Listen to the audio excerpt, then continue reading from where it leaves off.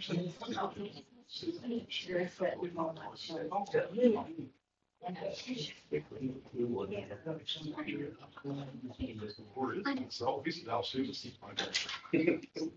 the number.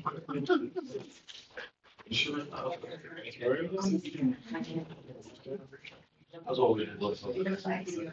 So.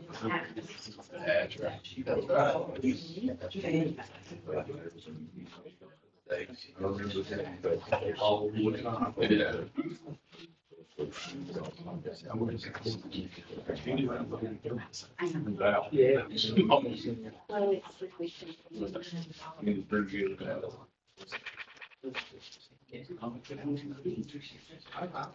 Said nine, no change to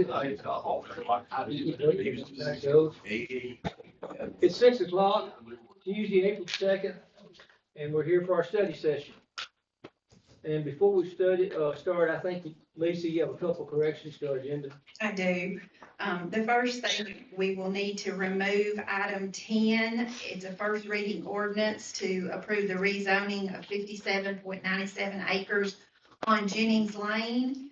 That is being removed from the April agenda and deferred to the May agenda at the request of the applicant. The second thing that we need to do is add 2 items. We will be adding under item number 6. We're also going to discuss a letter of intent on electrical vehicles. Those were the 2 items that were on the airport authority's agenda this month. So we're just going to talk about both of those under item 6. And then we'll add a new item 10 at the bottom to discuss the SAFER grant. Thank you. Okay, we will start with the city manager's report, Scott. Oh, I'm sorry, public comments. I did not, I don't have anybody signed up. All right. That's good. Now we'll move on to our staff report, city manager, Scott. Thank you, Vice Mayor. Just a couple of things to hit on quickly. The Tennessee Placemakers Entrepreneurship Grant for Small Businesses. We did get notification last week that it has been awarded. That is a grant through Tennessee Economic and Community Development.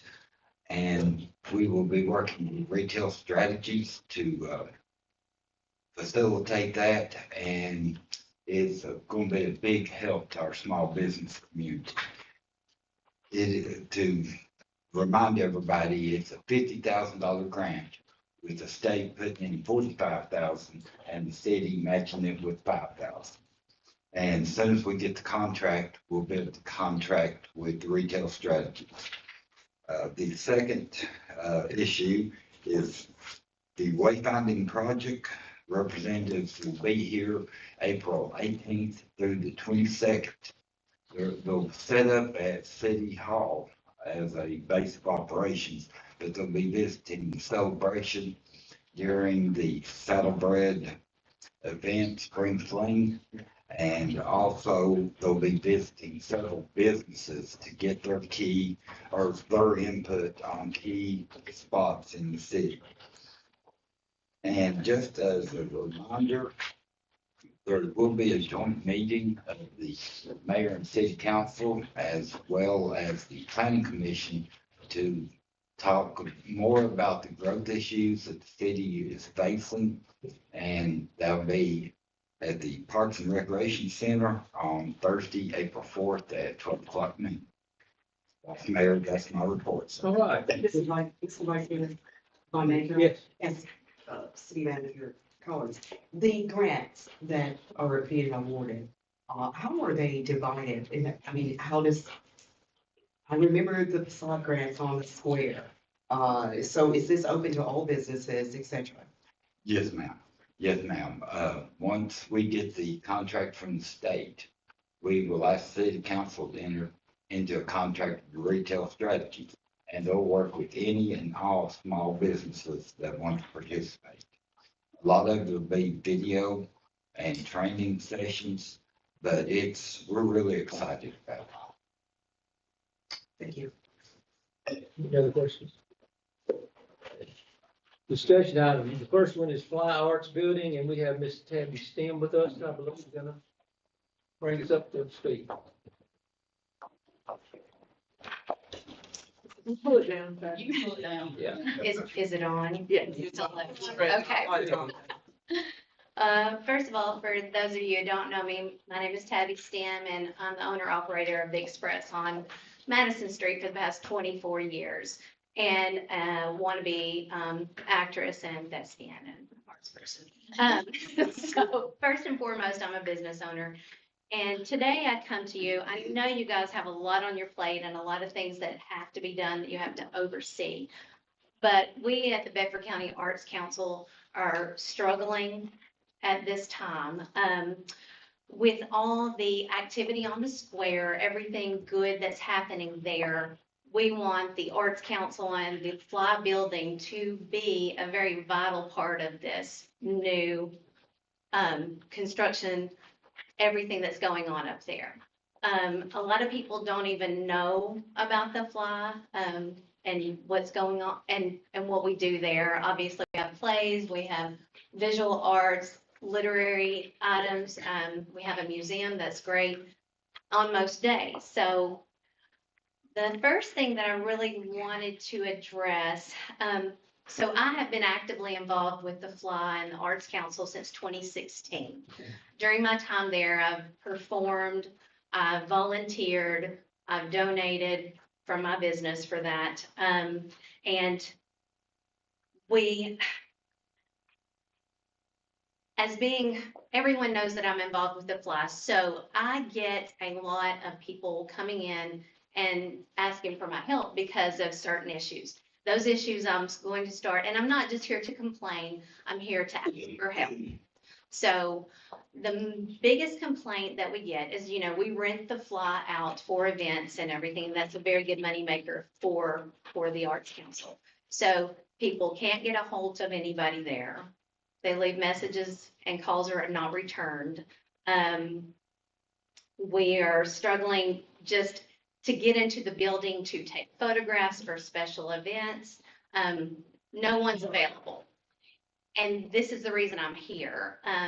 Our president has moved to California and she moved in November. So per our bylaws, our vice president should have stepped up into presidency. The vacant slot should have been called for a special election so people could take over those positions. And of course, none of this has happened. So we are having, the PR person is now in charge of rentals. And we just can't get anything done, guys. This is where I'm at on this. The part about the rentals frustrates me because I know that we are losing a lot of money by not being able to get that done. I will tell you also, I was elected chairperson of the theater committee this past year. Through the holidays and everything, I stepped back as chairperson, then tried to retake my position in the new year and was told that now the theater committee is dormant. So this is just a power play to keep anyone from doing anything. All of this being said, we have elections coming up for the Bedford County Arts Council. So our other issue is nothing is done by the bylaws there. So we are here to ask for help on that situation. One of the biggest issues that was brought to me was a donation of $25,000 donated by George and Kay Dennis from Great Strides. They donated this because they were closing out their 501c3 and needed to give the money away. When they gave this money away to the Fly, they gave us the biggest portion of that. 13,000 of that was earmarked to make our bathrooms handicap accessible, which still has not been done yet. My concern is that the executive board was asked not to talk about the donation, and that no one was supposed to know, and they actually had to sign a non-disclosure agreement not to talk about what happens at the board meetings. Now, as a nonprofit, financials are supposed to be public. We're supposed to have meetings where we have newsletter. We have the minutes read, just like what you guys just did.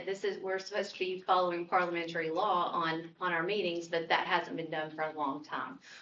So I don't know what help you guys can give us, but I'm just kind of giving you the kind of collective thing. So also under this administration, we have lost our major artists. They have pulled all their art out of the museum. They have started their own arts collective group and are doing their own thing, even hosting an art crawl in May on the square. They're selling their goods at the coffee break. These are really good people that are really talented and bring a lot to the fly for us, and we have lost them. We had a vice president step down as well. Again, that special election was not held to fill that vacancy. And that is in our bylaws, that it has to be filled by special election. And just little things that I'm involved in. I don't know if any of you guys went to the last play that was on, but it was a very successful play. We sold out almost every night. Another issue in this one was that we never got scripts for our play. If not for resourcefulness from South Jackson and getting scripts, and that, we would have never even been able to have done it and made the money that we made. So there's just a lot of things. So I guess let me ask, I've got some folks here supporting me from the fly. So have I missed any high points that we spoke about? So I'm not here because I have anything to gain from this financially or power. I don't need any of that. I'm here because everybody has asked me to come and express our grievances about what's going on. So I guess at this moment, what I'm asking of the city council, and I don't know what you can do. First and foremost, we would like our bylaws and meetings and elections and appointments to be held to the standard of what we have written. Also, that our election be held in accordance to the bylaws, which is that the nominations should be, so the end of our fiscal year is June 30th. In our bylaws, it says the nominations need to be made to the election. Oh boy, hold on. I have those bylaws if you guys want to look at those. I just want to tell you. It's 2 regular meetings prior to, oh, here I go. Okay, and you guys tell me if I'm reading this correctly.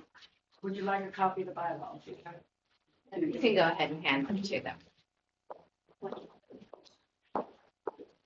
So when you look at the bylaws on page 7, where it addresses elections, it says the officers shall be elected by the members at a regular election. So on the date, this is where I need your help with me. I feel like I'm pretty smart and I can figure things out, but I need you to clarify. So it says the election of officers will be held at the regular council meeting, which is scheduled 2 regular meetings before the end of the fiscal year. So 2 regular meetings prior to the fiscal year end would mean that election would be held in May, correct? Because we're going to have a meeting at the 1st of June and the 1st of May and the 1st of April. So 2 prior would be that our election should be held in May. Does that sound correct to everyone there? Mm-hmm. Okay. So the way that it reads, then we will nominate in April. We will have an election in May, which will be and then the new officers will be installed at the close of the next regular meeting after the election, which will be the last regular meeting of the fiscal year. So those officers should be installed in June. That's the last meeting of the fiscal year. Does that sound right to everybody? Yes. Okay. All right. I'm just making sure because we had been told nominations were going to be in May with an election in June. But that does not read correctly. To me, it says that it needs to be that the officers are going to be installed at the last meeting. Okay. All right. So, let's see. So I don't need to talk about the rest of that. On page one other thing I wanted to address is what I was just telling you about. You didn't have the bylaws, the vacancies on page 6. At the very bottom there, section 5.09. A vacancy in office shall be filled by special election held at the meeting following the meeting in which the announcement of the vacancy is made, with exception of the office of president. In the event of a vacancy of the office of president, the first vice president shall automatically become president, and the first vice presidency shall become vacant. So that's what I was talking about. So our president's gone. We have one vice president left. We had a second vice president that left, resigned, but we have nothing filled, so we would actually have 2 vacancies. But all this being said, guys, we just want the election to be held fairly. We want it to be held by the bylaws. We want a fair and reasonable administration looking to help the fly grow and be the very best that it can be with everything that's going on in Shelbyville and Bedford County. That's how I feel about that. Making sure, of course, I had a million points, but I don't want to bore y'all to death and take up all your time. So like I said, what we're asking for is that, that we can have everything held up by the bylaws, that the election will be held as it's stated in the bylaws. And, there are some of us who would ask that this administration, like, we have a person who's not here and hasn't been here for almost 6 months. We don't have a president, but she hasn't resigned. We would prefer to just hold the election and move forward. I don't know if there's any way that we can change can we have a removal? Can we ask for a resignation? What can we do? I would defer that to you. Well, Tabby, as you know, the city has no, I want to say, skin in the game with a 501c3. It's its own corporation. Yeah. Now, there's a little bit of something there because of the land in the city owning some of the building and so forth, the parking lot. It's technically, whoever's your active vice president needs to get with whoever the officers are, and y'all just need to do whatever it takes to get it done. Yeah. And sometimes, so many of the nonprofits that I've been involved in, one right now, bylaws are sometimes guides in situations like this because you simply can't meet them. Because this is a volunteer organization. And sometimes folks just, and it's not a blame on those individual people. Life circumstances sometimes get in the way, and you just do what you've got to do to get back on track. Right. And that's what I'm here for, guidance. And because I have been hard pressed to reach out to someone and just kind of let people be aware of what is going on. So, as far as I'm concerned, we try to create a group that everyone wants to vote for. Everybody on the square needs to get involved and help us set up a good administration that wants to move forward and makes people feel welcome instead of excluded. But I understand, and I knew this answer about, as far as the Arts Council, but with the building being involved and what all is going on there. And plus us not being able to access it for certain events, there are people know that you just can't get a hold of anybody, period. Right. And people reach out to me all the time about it. And then people get mad because they reach out to me, but I feel like, I guess they think I'm a reasonable person and they can ask me for help. Yeah. And that's what I'm here for. I'm here for the people.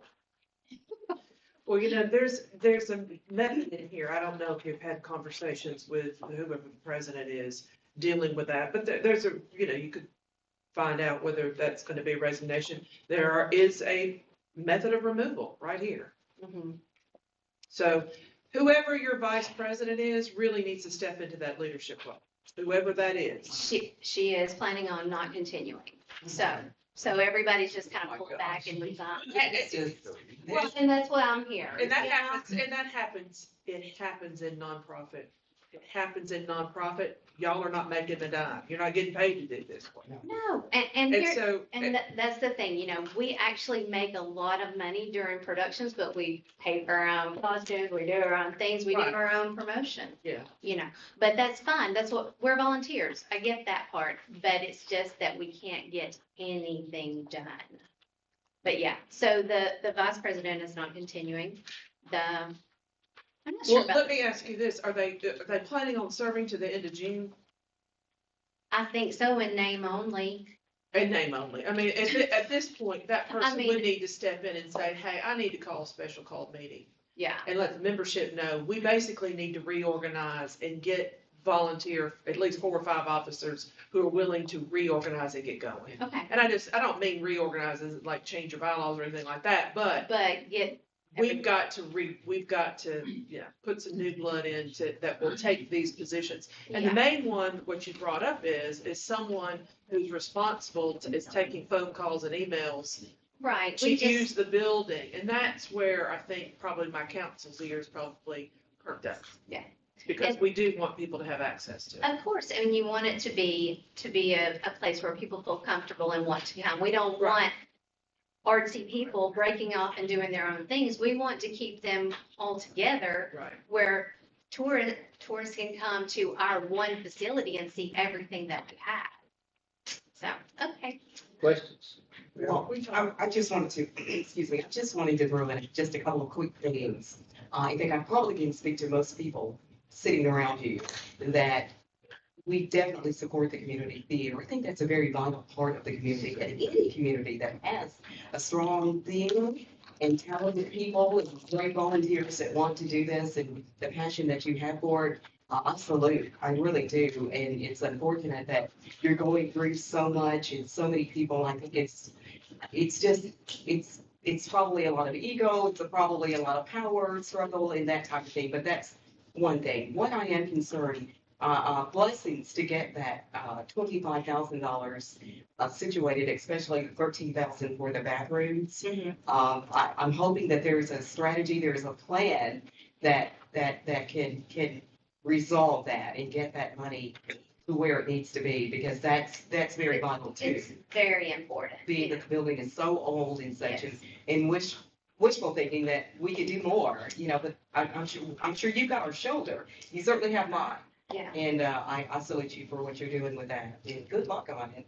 I appreciate And hopefully you have a strong council. I don't know how many members, the member ones that you have. it. We're about to have a whole lot more, I think. I'm gonna go solicit that, so, but yeah. So thanks, guys, for listening to me, and we're gonna keep on keeping on, and hopefully we can make some changes and be a vital part Thank of you. Shelbyville. Thanks. Thank you. Thank you. Very welcome. All right, next we have, the annual audit and comprehensive financial report, Mr. Lyle.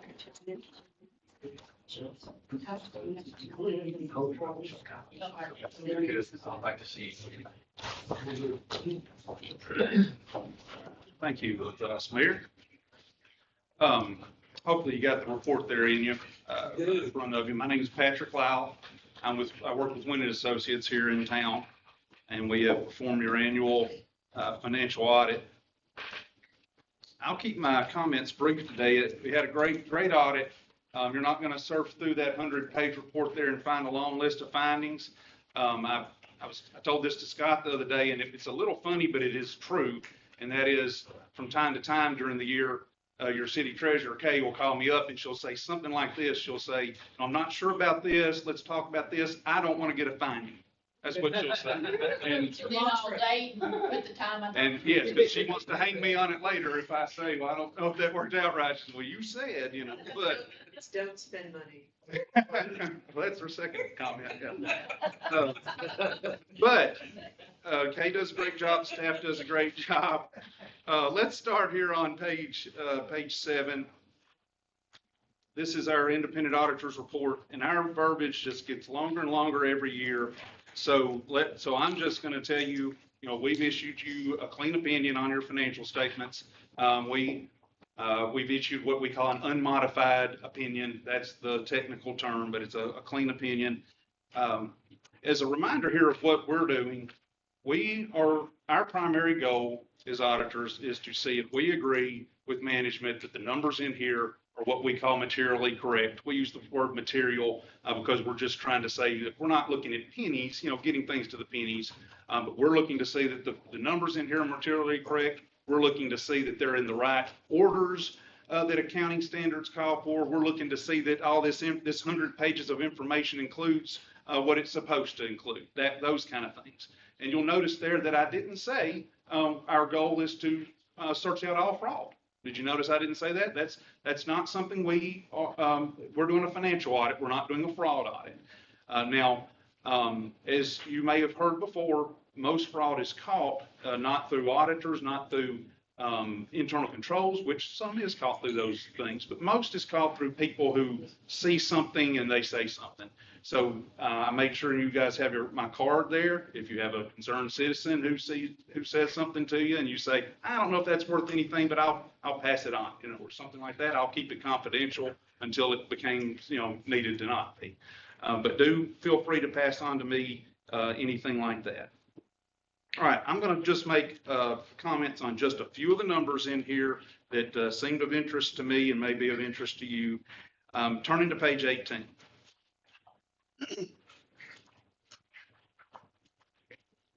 All right, I'm only going to point out one number on here. This is your balance sheet. Now, these are the funds that you're in charge of, so to speak. You may know that the power systems numbers, for instance, are in this report, but they're not on this page. These are the funds that you guys are over: general fund, capital fund, all those monies. And I'm just wanting to point out one number, the top right there, the total cash at June 30th of 23, the 26,113,532, and just mention the year before that number would have been 22.4 million. So your cash did increase that from the prior year about $3.7 million, which is very close, by the way, to that ARPA money that you had received during the year, but coincidentally, perhaps.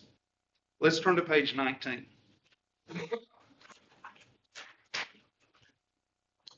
This is the same funds, the general fund, the other funds that you guys preside over. This is an income statement, basically, would be a more familiar term than the long one used here to describe it. I just wanted to make a couple of comments. One, the very top there, the first number on the page, taxes, general fund, 18,459,320. And I found this interesting, but inside that number, again, I'm looking at the first number on the page, 18,459,000, would be included your property taxes, for instance, which would be 9.5 million of that number.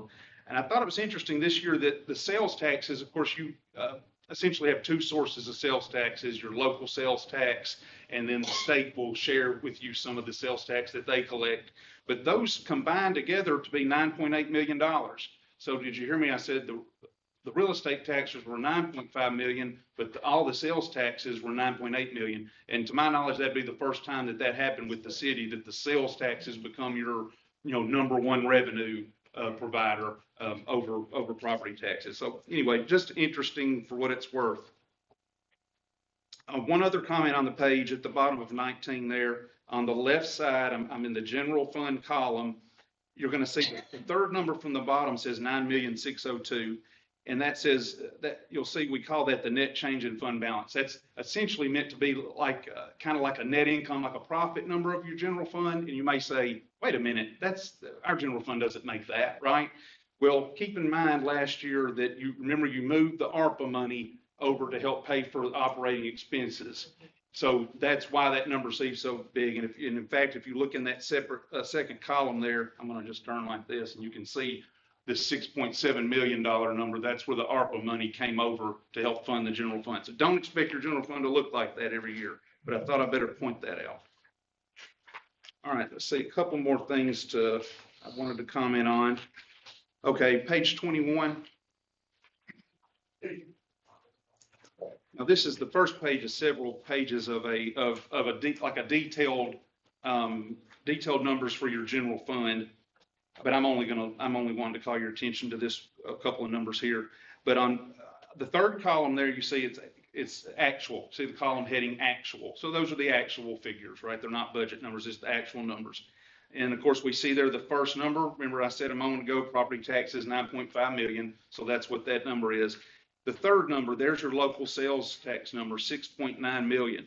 I thought I would point out the year before that number was right at 6 million. So in 1 year, the local sales tax went up $900,000. Lot of certainly I guess some evidence of some economic activity in Shelbyville for it to go up 16% in 1 year. And then if you move on down middle of the page there again in the actual column, you see the 2,823,648. That's the state sales number. Remember a moment ago I said, well, together the local and the state sales tax, they combine for 9.8 million. So if you put those two numbers together, that's where I was getting at. All right. Page 32. Only have about 3 more little tabs here for comments. Page 32, some odd wording on here, but very few numbers, right? 15,286,294. You see, this is what's referred to as pension trust fund. I just wanted to point out here, that's how much money was in your pension plan at June 30th of 23. That is not in that $26 million number that I pointed out to you earlier. So that's money held in trust for the pension. I suspect from time to time you might have a concerned employee say, am I going to get my pension down the road? Do I have any money? And you do. You got $15 million set aside in a trust fund for your pension. All right. Page 46.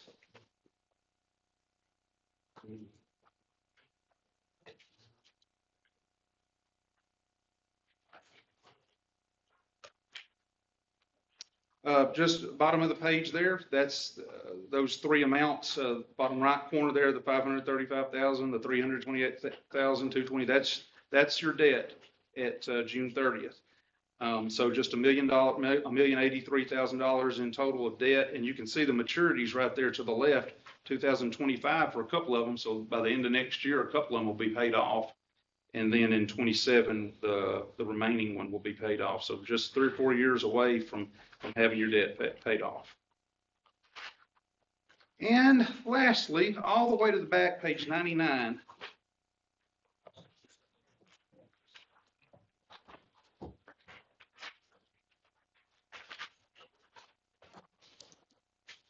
Long schedule, this is a schedule of your grants, your federal and state grants.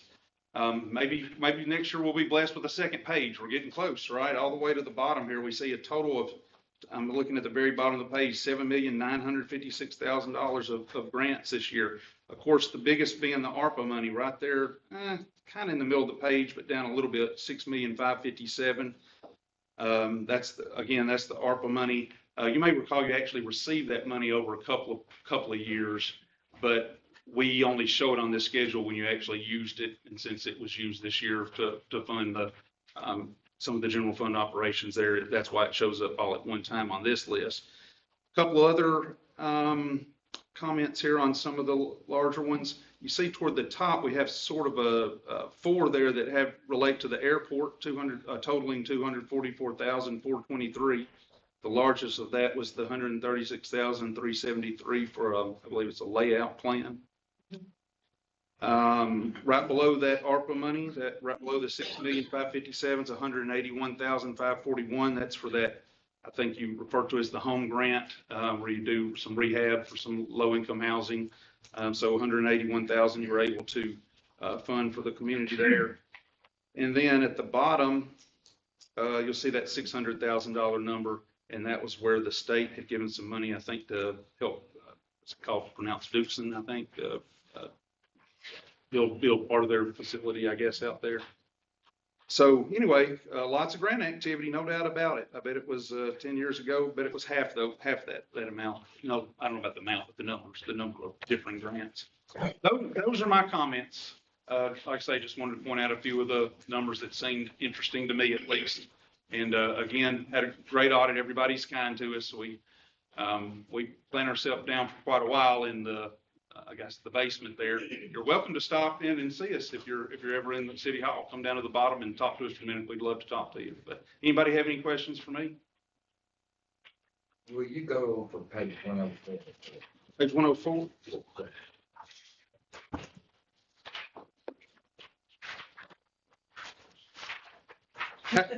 Yes, let me cover that. Perhaps Kay would like to go over that page. I'll pass. It's for those who don't have it, it's a page that reports that there were no findings. Please note that Spencer didn't find it. That's right. It's what you found. I will pause though if there's any questions. No, all right. Thank you. Thank you, Patrick. Thank you, Kay, great job. Yes. It's everybody. All departments, city, everywhere. Team effort. Okay, sewer ordinance update, Mr. Reese. Glad to have you Go from the tonight. audit to sewer. Story of my life. I don't miss that. I don't miss that stuff one bit, especially this And I time love of it when year. they call it sanitary sewer. Yeah.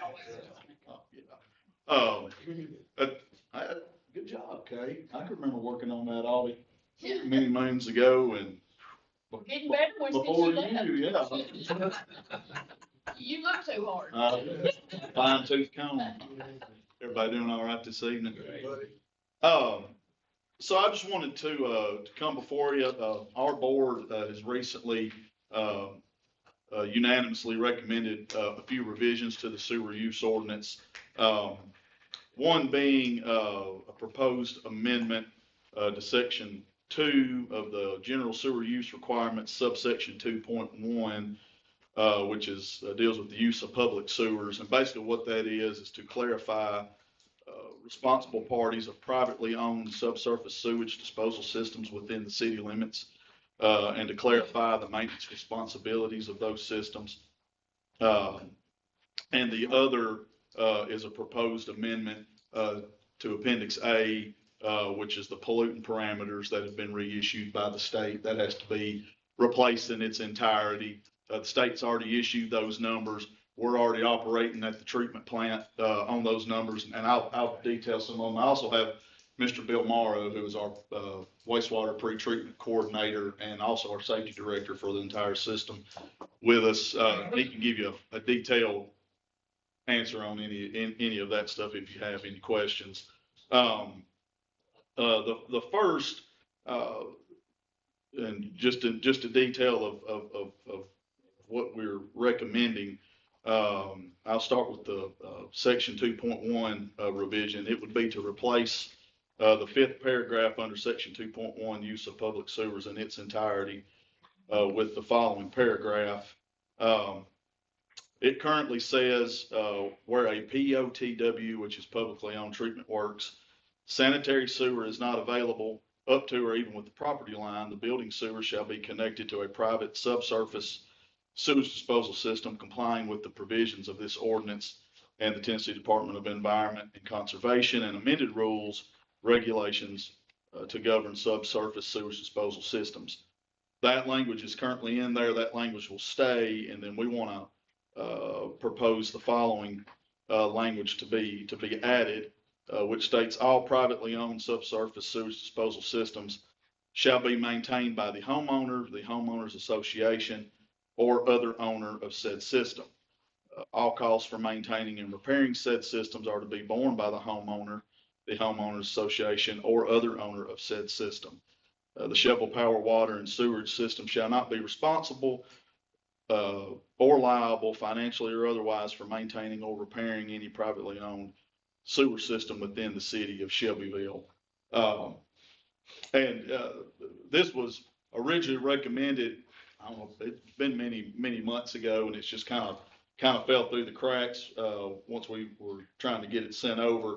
But we feel like this language will provide the city and the system kind of a level of protection in the event of a failure on whether it's a septic tank, a possible step system, or grinder pumps, things like that. We do have a handful of those in the city, whether they've been granted a variance because they don't have access to gravity sewer, or we have properties that were already on septic when they were annexed in.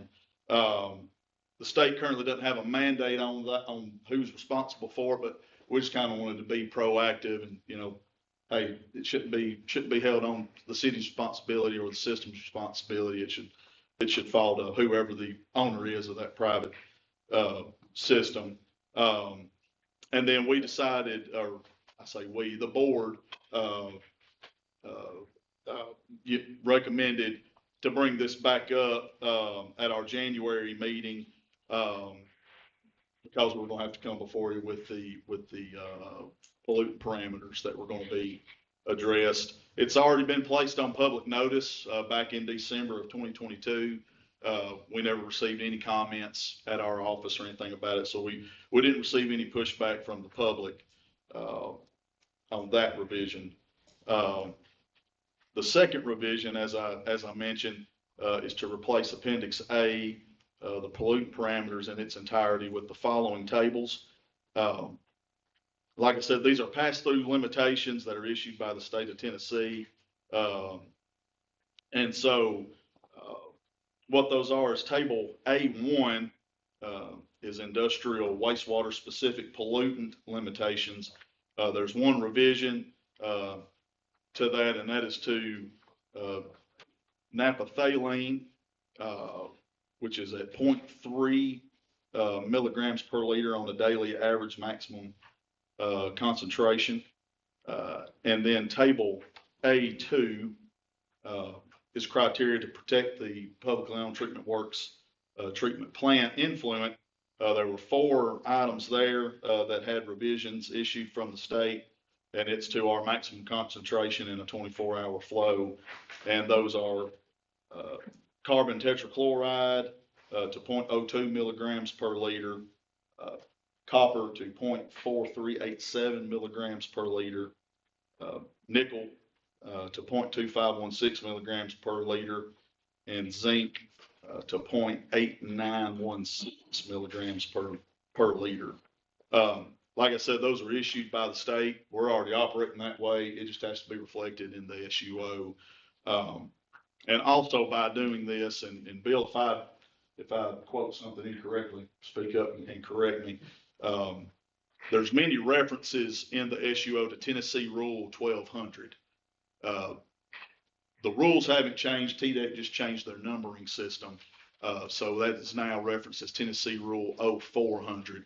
I didn't want to give y'all 20 plus instances of where that is throughout the entire ordinance. But just know that those will be revisions to be made. And then that numbering change is also reflected in the city's enforcement response plan, along with administrative personnel revisions on the very back, which had never been updated, that now show revised showing me as a general manager, Troy Peak as our wastewater plant superintendent, Bill as our pre-treatment coordinator and safety coordinator, and Ralph McBride as our system attorney.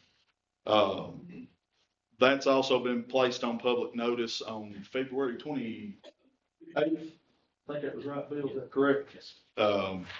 Just the 30 days has expired on that. We didn't receive any comments on those revisions as well. But that's what we've got to bring before you. If it can go through, at least the pass-through limitations, they have to be reflected and reported to the state as adopted in the SUO by May 31st, I believe. So anybody have any questions? Sorry to bore you with all that information, but at least want you to know what's in there. So, all right. Thank y'all very much. Okay. Number 4, renewal of employee medical, dental, and vision insurance with Blue Cross and Blue Shield. Mr. Agnew, you're up. I think Kay's gonna deal with it. Oh, Kay's gonna handle it. I thought Scott was doing it. Okay. Start. You want me to start? Please. Okay. I'm mainly just gonna refer to the staff summary we sent out. Scott and I met with, Wendell and also our Blue Cross agent, a couple weeks ago. And, talking, because, we renew our insurance each year, July 1st. And currently, all our medical, dental, and vision, all of those coverages are with Blue Cross. Based on a formula that they have, that takes into account, I guess, claims paid out and various other factors. Originally, when they ran that formula, it was gonna be a 20.58% increase. If that had stayed, Wendell probably wouldn't be here tonight. But, after that, I don't know, they did some internal talks and got it down to 9.58, which was still kinda high. Our agent and Wendell had some more discussions. And, so what they presented to Scott and I that day was they will do a 5% increase in medical rates, no increase in dental and vision rates, if the council chooses to go ahead and renew now, or to say that you'll renew July 1st with them. By doing it earlier, they could go down some on what they're proposing. So that 5% increase in medical rates would result in an increase of approximately $103,750 to the city for FY '25. So that's kind of where we are now. It started out huge, it's ended up at 5%, and I don't know a whole lot about the coverage specifically, although we've sent handouts. And it's no change in benefits. I know that's a big thing, but when you start changing benefits, that gets people concerned, which is understandable. But of course, it's up to the council what you want to do or not do. And if anybody has any questions, Scott, I think, was gonna answer. Does the 5% effective July 1st or effective in April? Cause you're July 1st. 3 months early. July 1 is your contract. Any other questions? Thank you. Okay, moving on. TDOT Aeronautics Maintenance Grant Request, additional $5,000. Paul, I assume this is, you're gonna be up. Myself or Kay, either one on this. Okay. So it could be the K show today, if you want to leave it with that. That's great. Anybody would want to come to that. So, this is an opportunity from Aeronautics. We do an annual airport maintenance contract, $15,000. This is a chance for an additional $5,000. I believe this is being done with Aeronautics to try to justify a future increase in a statewide setup, but the fact that we've already spent, that was one of the requirements, is that we've already requested the full $15,000, and then we have proof of that we are able to turn right back around and request the additional $5,000, which we already can. So it's very easy, very simple, and it's a same type of formula that's established with the $15,000. We spend just a little over, and it's a 95.5, so it's 5% local. So we actually spend just a little over $5,000. We get $5,000 back. It's fairly simple. Great. Any questions? Number, that's okay, I know what I'm saying. Lease addendum Tennessee flight training. Okay. We've also added to this as well, but with the lease addendum, what this is a small change. There was not really a change to the lease, but what we wanted to do is make sure you were aware of anything that was going on, because it was a vote made at the airport authority meeting. The recent ribbon cutting that was there with the Tennessee flight training, as part of their setup there, they have done some remodeling of their facilities, and which is ours. They've put some money into it. As part of that, the cost went from what they originally estimated at $5,000 to $7,000 and $7,735 was the amount that it ended up being by the time they were done. Part of that was a little bit extra that was done for our benefit, which is some soundproofing in those rooms, which really helps out for what its future use may be for us. So they came back asking for additional support. So as part of that, the authority has voted to basically give them credit on their rent. And no, we're not paying them back for it. We're just deducting it as a credit and treating it as a credit. And we're basically cutting their rent in half as a form of a credit.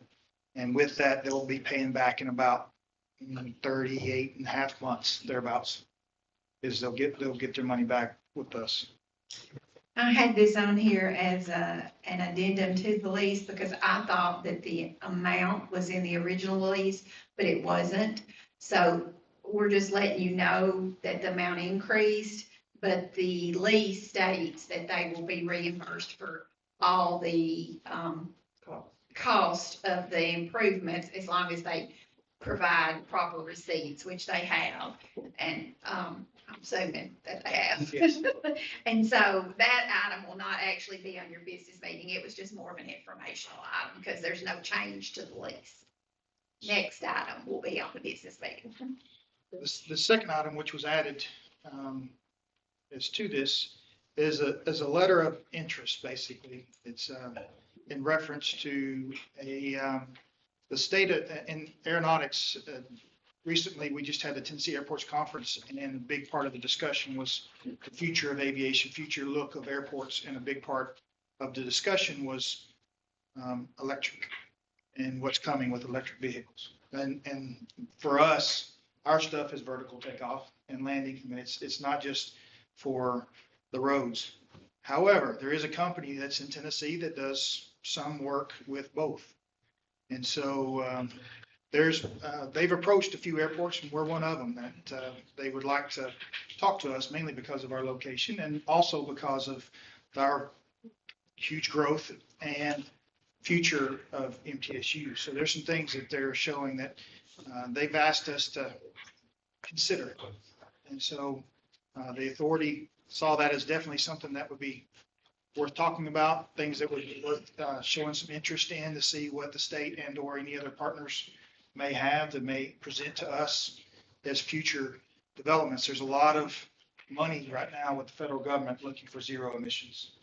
And so there are companies out there that are looking to be partners right now with small local communities to take advantage of a lot of that money. As a matter of fact, just got an email today that there's $289 million set aside specifically for that type of development towards zero emissions, or zero emission vehicles and all different things associated with that. It's a special set aside just for that type of thing. So there's all kinds of benefits, and we're hoping that the authorities looked over this and thinks that if we can submit a letter from the city saying we're definitely interested in something like that, that doesn't obligate us to anything. It does not obligate any partnerships or anything like that. It's just an interest. Questions? Is this more like charging stations or? There's all kinds of different benefits, but that is one of them. Yes, it is one possibility that's in there, is that it would be a potential for building something for us that would have charging on both sides of the fence. We'd be charging for not only vehicles, but for future aircraft out there that are being developed right now. There are certain airports already that have them, and this would be a way to potentially have them for charging, because there's one thing that even MTSU has looked at in the future. They're hoping at some point in time that might be something when MTSU is with us full time, they'll be giving us a lot of money through fuel cells. So if they start converting their aircraft over to electric, we still need to be able to get revenue from them. So we got to be able to find and develop a way to do that. Good. Questions? AI usage policy.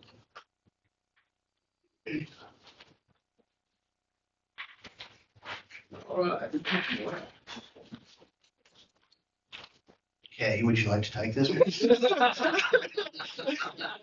I can take it somewhere. It's a policy, it's going in the trailing sheet. Yeah. Okay, 2024. Yeah. So as you know, AI is the new big topic in tech. And everyone that owns a company or wants to start a company has got the word AI in them somewhere. A lot of it's just talk and fluff, but a good deal of it is data collection and processing out of country, as well as public domain. One of the big ones that a lot of people probably heard of is ChatGPT. It's owned by the Chinese. Through a bunch of shell companies, but it winds up back to China. Anything you stick in there for it to help you with, you might as well put it in a public email to everyone on the planet. Because anybody comes behind you and asks a question about something you put in there, it's going to spit out an answer with your information. So the idea is, this policy is we're going to review and only allow tools that are proprietary or otherwise secure and or run by organizations within the US and not out of country are allowable by city staff so that we're not leaking confidential information anywhere and everywhere. That's the gist of it. Any questions? Questions? Does it require more software and such? And It'll require mostly for somebody who wants to use a tool to submit to me to say, hey, I want to use this. Can you review it? And then I will check into who owns it, how the data is handled, where it's processed, et cetera.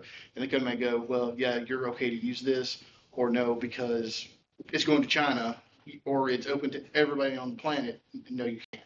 Or if you do, you have to follow this guideline of no sensitive or classified or personal information. You know, if you wanted to say, hey, write me an email telling everybody I think they did a great job at the party last week, okay.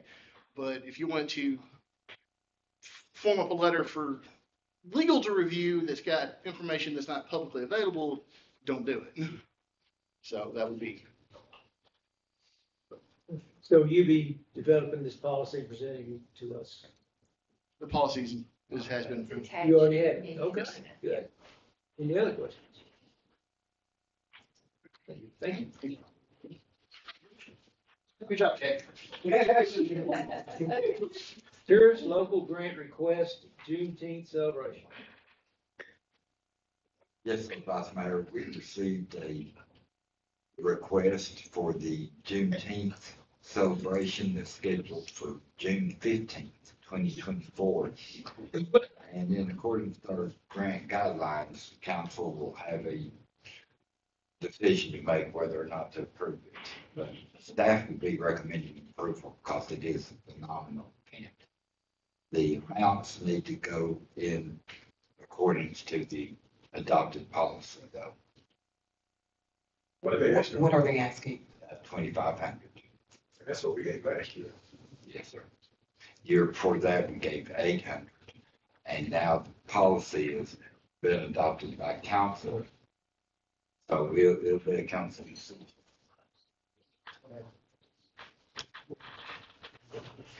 Any other discussion?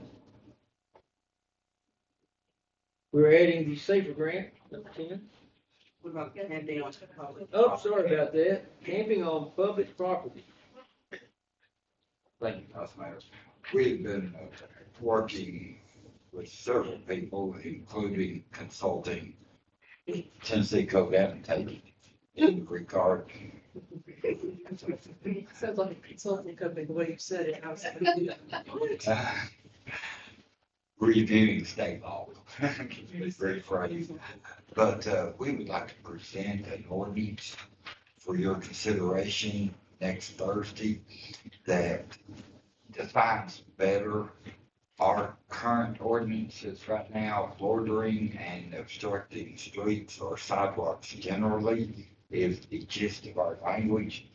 And Murfreesboro has a very good code and that says unlawful for any person to camp and store personal property in public property areas. So again, working with legal, working with the police department and others, we'll have the draft for your consideration next Thursday. Questions? Does this go along with the panhandling, or is that something totally different? Totally different. Totally different. Yes. All right, safer grant. Is that you, Scott? That, I think that's me. Okay. He's not here. He is under the weather, and I talked to him right after he left the doctor's office this afternoon. He couldn't hardly talk to me for coughing. But, this is the same grant that we apply for every year. It helps for staffing of the fire department. We just received word this afternoon that the application time is open and closes on April 12th. So I'm putting it on here to let you know that Thursday night next week, the fire department, I keep saying the police department, are y'all gonna take care of this for them? In the back of my mind, I think the fire department will be here with numbers and figures and what their ask is gonna be. But it'll be a resolution just authorizing them to apply for the SAFER grants. Kind of an annual thing. Hopefully we'll get it this time. Is this one that Matt talked about last year, said we apply every year, we don't get it, it messes our budget up and everything else? We got it in 2017, but that's the last time we got it. Yeah. Yes, it is. It's a 3-year grant. Yeah. We had it till 12, so It's been 4 years. There's always a match to those grants too, right? Well, not this one, but what it is after 3 years, you take off the expense of the firemen that you hired. Yeah. You pick up all the. You pick up all the expense after 3 years, yeah. And what he talks about messing our budget up is that he can't ask for the extra people he needs because we can't show that in the budget if we're asking for it through the grant. So that's what the difference is. But I think he'll talk to you about that next Thursday. Right. All right, we're skipping down to number 11, an ordinance to amend the city code of ordinances, Title 1, Administration Officers and Personnel. Chapter 14, Purchasing Department, Purchasing Procedures, and to repeal any and all ordinance in conflict herewith and providing for an effective date.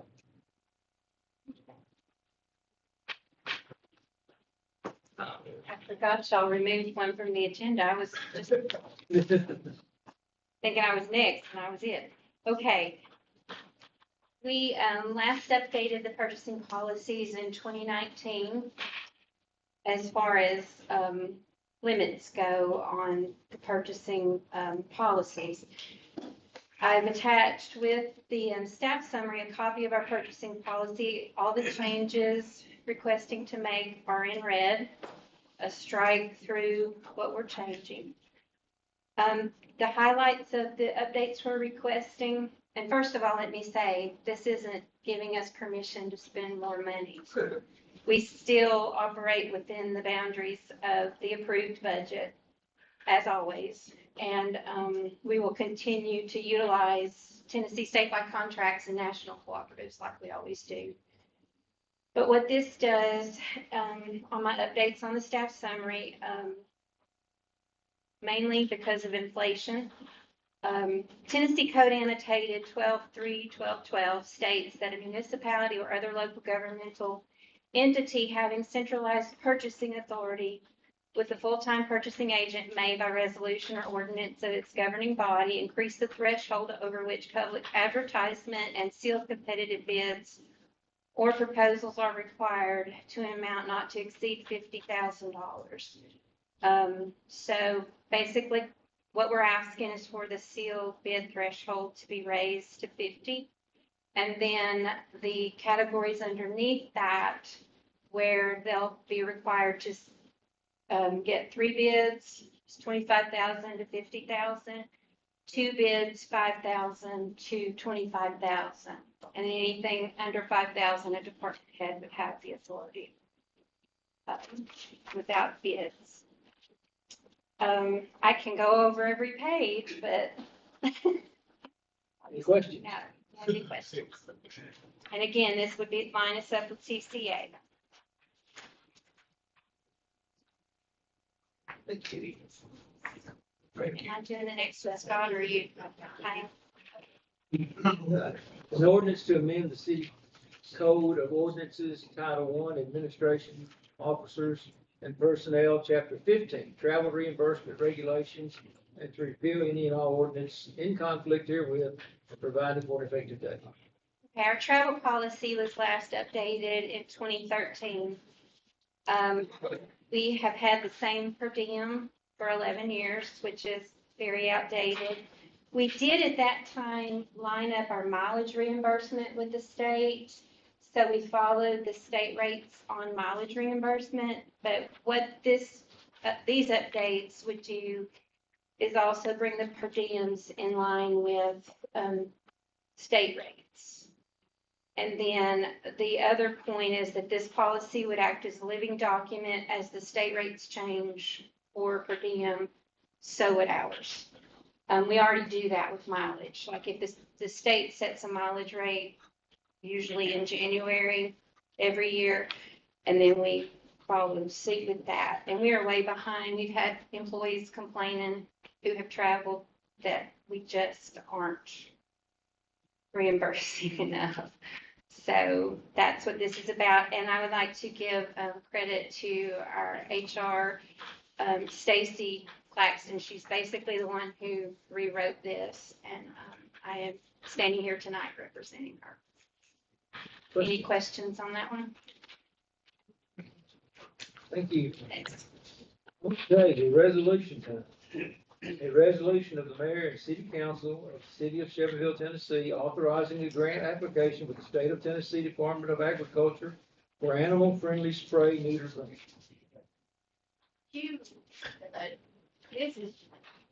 This is an annual grant we apply for every year. It's a $5,000 grant and there's no local match. This is usually the month that it's on the, agenda, so I'll put it on there, but we haven't got notice of it yet. I just found out today that, I think it opens April 15th and the deadline is May 17th. But you want to get it in quick because it's first come, first served, so they could already be gone if you wait till the end. So this is good, it's on there. Okay, good.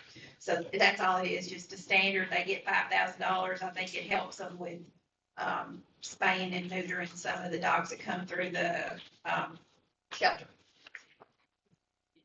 Thank you. All right, we're ready for appointments, which will be on Thursday, County Board of Equalization and Park Board student members. So we will leave that up to the mayor for that next Thursday. Is there anything else? Sure.